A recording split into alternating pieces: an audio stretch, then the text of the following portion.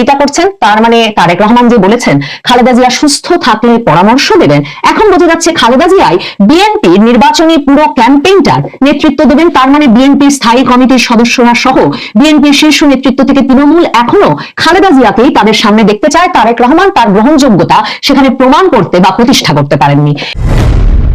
ফেব্রুয়ারিতে নির্বাচনটা আদৌ হবে কিনা তা নিয়ে বিএনপিরই একেবারে তৃণমূল পর্যায় থেকে শীর্ষ নেতৃত্ব পর্যন্ত যখন সন্দেহ, অবিশ্বাস, আশঙ্কা তুঙ্গে, এমনকি তারেক রহমান নিজে যখন রোববার তার এক ভার্চুয়াল বক্তৃতায় স্পষ্ট করে বলেছেন যে এমন হওয়ার কথা ছিল না যে ফেব্রুয়ারিতে নির্বাচনটা শেষ পর্যন্ত হবে কিনা, তা নিয়ে জনমনে এ ধরনের আশঙ্কা, উদ্বেগ, অস্থিরতা সৃষ্টি হওয়ার কথা ছিল না।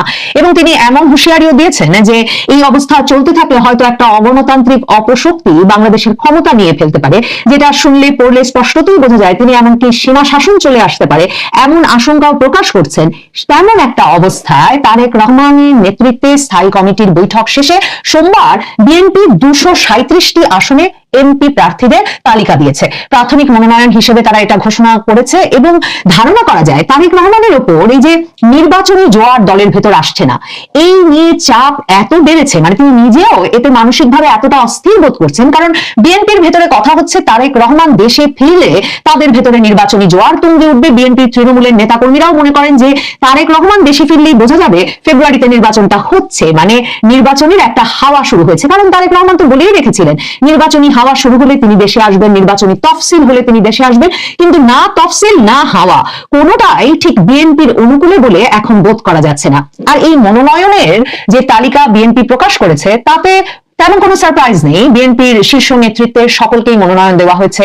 জবিরউদ্দিন সরকার, নজরুল ইসলাম খান এবং সেলিমা রহমান স্থায়ী কমিটির এই 3জন সদস্য নির্বাচন করছেন না, তবে জবিরউদ্দিন সরকারের ছেলে নির্বাচনে মনোনয়ন পেয়েছেন। আমার কাছে মনে হয় মুমিন ফারহানা মনোনয়ন পান নাই, তিনি হয়তো নারী আসনে মনোনীত হবেন এমন প্রতিশ্রুতি পেয়েছেন দলের কাছ থেকে। কিংবা অ্যাডভোকেট ফজলুর রহমান কিশোরগঞ্জে মুক্তিযুদ্ধের পক্ষে কথা বলার জন্য কিশোরগঞ্জের যেই বিএনপি নেতাকে তার জেলা কমিটি থেকে সদস্যপদ স্থগিত করা হয়েছিল, সেই অ্যাডভোকেট ফজলুর রহমান আবার মনোনয়ন পেয়েছেন বিএনপির এই তালিকায়। এগুলো নিয়ে আলোচনা হচ্ছে বটে, কিন্তু আমার মনে হয় সবচেয়ে বড় সারপ্রাইজ এখানে হচ্ছে এটা যে খালেদা জিয়া, বেগম খালেদা জিয়া তিনটি আসন থেকে নির্বাচন করছেন, আর তারেক রহমান একটি আসনে তার প্রার্থিতা ঘোষণা করেছেন। বগুড়া 6 আসন থেকে লড়বেন বেগম খালেদা জিয়া পুত্র তারেক রহমান। বিএনপির ভারপ্রাপ্ত চেয়ারম্যান তারেক রহমানের জন্য এটাই হবে প্রথম কোন নির্বাচনী প্রতিদ্বন্দ্বিতার ঘটনা। খালেদা জিয়া 3টি আসনে নির্বাচনে প্রতিদ্বন্দ্বিতা করবেন, এটা আমার কাছে সবচেয়ে তাৎপর্যপূর্ণ এই কারণে যে ভেবে দেখুন যে অক্টোবরের শুরুতে তারেক রহমান তার এই 17 বছরের প্রবাস জীবনের মধ্যে প্রথমবারের মতো কোন সংবাদ মাধ্যমের সামনে প্রশ্নোত্তরে সাক্ষাৎকার দিলেন। বিবিসি বাংলার কাছে দেওয়া সেই সাক্ষাৎকারে প্রথম বিবিসি বাংলাকে এমন প্রশ্ন করতে দেখা গেল তারেক রহমানকে যে আপনি কি নির্বাচনে অংশ নেবেন দেশে ফিরে এসে। তিনি বেশ কয়েকটি প্রশ্নে বারবার প্রশ্ন করে, প্রশ্নের পিঠে প্রশ্ন করে বিবিসি বাংলাকে এই খবর বের করে আনতে হলো যে তিনি বললেন যে তিনি রাজনীতির মানুষ, কাজেই তার প্রত্যাশা থাকবে যে তিনি দেশে ফিরতে পারবেন এবং দেশে ফিরে নির্বাচনে অংশ নিতে পারবেন। বিবিসি বাংলার সেই সাক্ষাৎকারটি দেওয়ার মূল উদ্দেশ্য কি ছিল তা বুঝতে হলে ওই প্রশ্নটির দিকে নজর করতে হবে। যে এই প্রশ্নে বিবিসি বাংলা তাকে জিজ্ঞেস করেন যে আপনি কি তাহলে পরবর্তী প্রধানমন্ত্রী হতে যাচ্ছেন। তারেক রহমান তখন অত্যন্ত বিনয়ের সঙ্গে উত্তর দেন দল চাইলে নিশ্চয়ই তিনি এই দায়িত্ব নিতে পারেন, মানে তিনি হতে পারেন বিএনপির পরবর্তী প্রধানমন্ত্রী। কিন্তু তারেক রহমানকে বিএনপির পরবর্তী প্রধানমন্ত্রী হিসেবে প্রচারণায় যেমন বিএনপির তৃণমূল থেকে শুরু করে স্থায়ী কমিটির সদস্যবৃন্দ কারোর মধ্যে কোনো আগ্রহ দেখা যায় না, যে কারণে বিএনপির এখনো ভারপ্রাপ্ত চেয়ারম্যান হয়ে থাকতে হচ্ছে তারেক রহমানকে।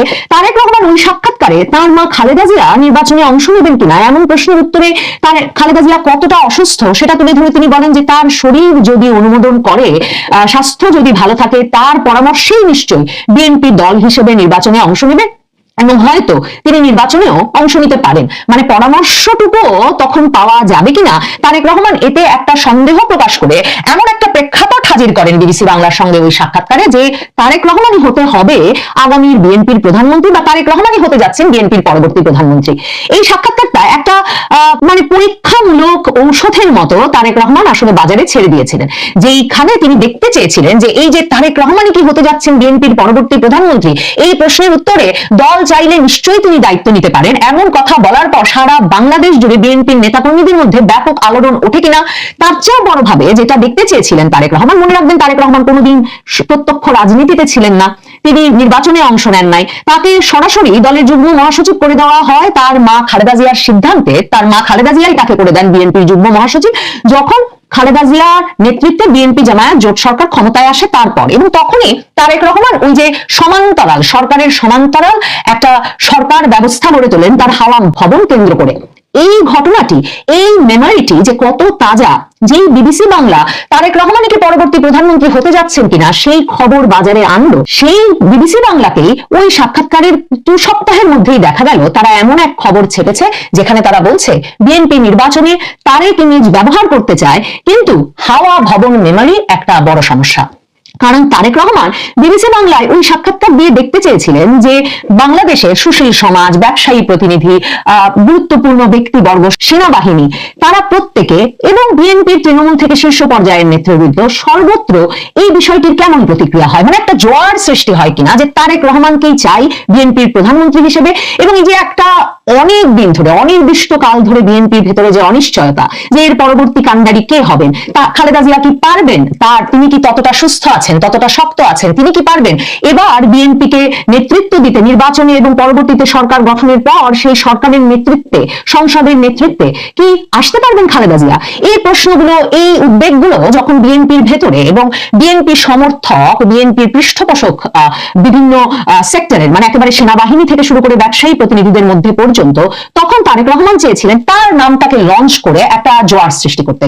কিন্তু ওই যে বললাম, এমনকি বিবিসি বাংলাকেও বুঝতে হলো যে এই যে তারেক রহমানই প্রধানমন্ত্রী হতে যাচ্ছেন, এই খবরটা তাদের সাক্ষাৎকারের মধ্যে এলে তাদেরকে এখন এটা দিয়েও ব্যালেন্স করতে হবে যে কি ব্যাপক পরিমাণ সন্দেহ, উদ্বেগ, আশঙ্কা আছে তারেক রহমানের ফেরা নিয়ে, সেই বিষয়টাও। কারণ হাওয়া ভবনের মেমোরির বিষয়টা যে বলেছে বিবিসি বাংলা, সেটা এখনো ভীষণ দগদগে এবং সেনাবাহিনী কিছুতেই তারেক রহমানকে বাংলাদেশের নেতৃত্বে, বিএনপির নেতৃত্বে, বিএনপি ক্ষমতায় এলে সরকারের নেতৃত্বে দেখতে চায় না। কারণ এই তারেক রহমানকে দুর্নীতির কেন্দ্র হিসেবে চিহ্নিত করে সেনাবাহিনী গ্রেফতার করে সেনা হেফাজতে নিয়ে 1/11 সরকারের সময় নির্যাতন করেছিল, যে নির্যাতনের মুখে তারেক রহমানকে দেশ ছাড়তে হয়েছিল। আর কখনো রাজনীতিতে সম্পৃক্ত হবেন না এমন মুচলেকা